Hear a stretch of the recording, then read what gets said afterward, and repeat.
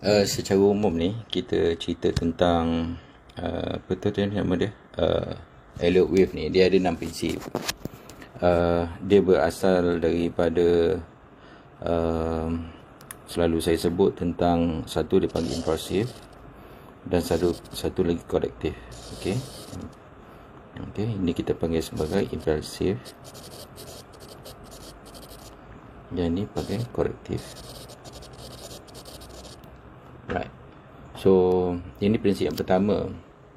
So di dalam prinsip yang kedua pula, dia bagi tahu tentang di dalam kita punya impulsif, dia ada dalam tu ada 5 wave. So dekat dalam ni ada 5 wave. Wave yang pertama, wave yang kedua, wave yang ketiga, wave yang keempat dan wave yang kelima. Alright. So untuk ini prinsip yang kedua. Prinsip yang ketiga pula dia beritahu untuk korektif pula, okay, dia ada 3 wave. Dia panggil A, B dan C. Right. So saya tuliskan sikit. Yang ni kita panggil sebagai, tulis ni wave 1, wave 2. 2 ni yang ni. Yang ni wave 2. Wave 3 yang panjang wave keempat dan wave yang kelima. Kemudian korektif dipanggil A, B dan C. Okey, simple je benda ni. Right, so yang ni adalah prinsip yang ketiga. Okey, kalau kita dah faham yang ni, kita masuk prinsip yang keempat. Prinsip yang keempat ni saya conteng balik semula. Saya besarkan sikit lagi supaya kita senang faham. Di dalam kita faham tentang impulsif ni tadi, dia sebenarnya dia perjalanan dia macam ni. Kita nak senang faham dalam impulsif yang ada ni tadi, impulsif ni, right, kita ada wave pertama. Wave pertama ni adalah impulsif, lepas tu korektif. Lepas tu wave yang ketiga ni adalah impulsif juga, lepas tu korektif. Dan kemudian wave yang kelima ni adalah impulsif. So dia punya cara dia macam tu. So bila kita cakap dari segi number ni tadi, numbering, kita just nak kena faham je. Sebab dekat dalam saya punya cara penerangan saya tentang benda ni, kita nak kena faham. Tapi realiti dia susah nak dapat. Cuma kita fahamkan dia punya ni. That's why saya wujudkan cangkul sakti. So kita ada dia punya prinsip yang keempat ni tadi, dipanggil sebagai wave yang kedua. Ni wave yang pertama. Saya contoh sikit ni, wave yang pertama. Okey, lepas tu kita ada wave yang kedua ni. Wave yang kedua, mana impulsif korektif. Kemudian bila dia sebut tentang yang dipanggil apa tu, prinsip yang keempat tadi, dipanggil sebagai wave yang kedua ni. Ni wave yang kedua ni, dia tak boleh lebih daripada melepasi permulaan daripada wave yang pertama. Maksudnya kalau kata misalnya kita ada permulaan dekat sini ni tadi, untuk yang wave nombor 1 ni, dia tidak boleh lepas. Dia tidak boleh pergi macam ni. Dia tak boleh pergi macam ni. Dia tak boleh macam ni. Dia tak boleh turun ke sini. Pap. So kalau dia turun, maknanya dia dah tak jadi dah. Counting tu dah tak jadi dah. So nanti saya terangkan lagi untuk kita punya cerita tentang cangkul sakti. Sebab saya dah mudahkan dekat dalam cangkul sakti. Ini prinsip yang berapa? Keempat. Yang kelima pula dipanggil sebagai, saya ambil hitam pula. Okey, yang ketiga, wave yang ketiga ni. Okey, wave yang ketiga ni. Yang ketiga ni, alright.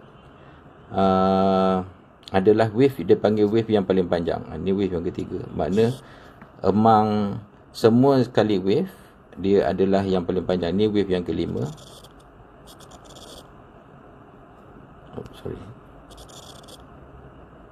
Ni wave yang kelima.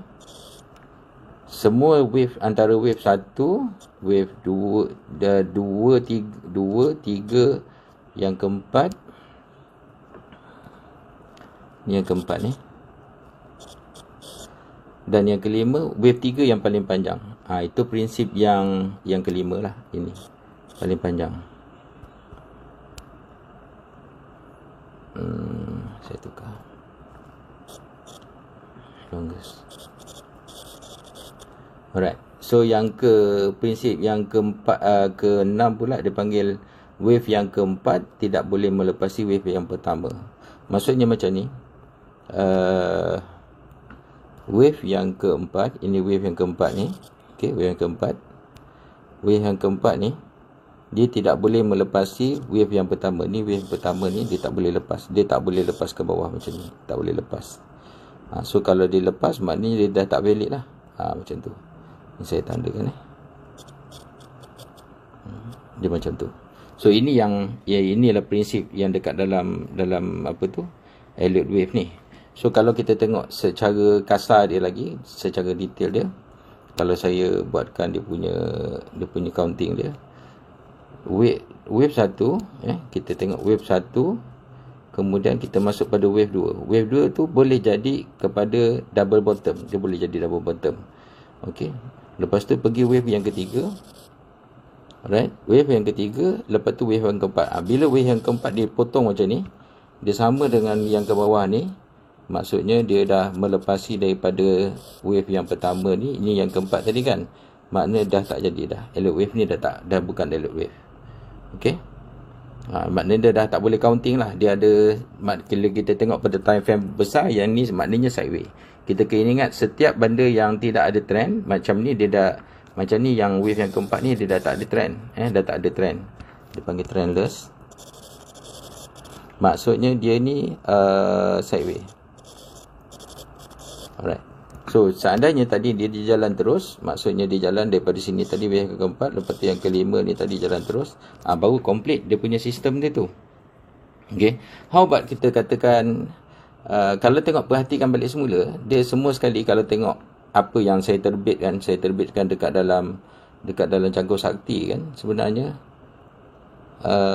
pemahaman saya terhadap wave ni adalah ni cangkul kalau perasan cangkul dia bermula daripada macam ni kan. Inilah tadi yang kita tengok tadi, impulsif ni tadi, impulsif korektif ni tadi kan. Okey.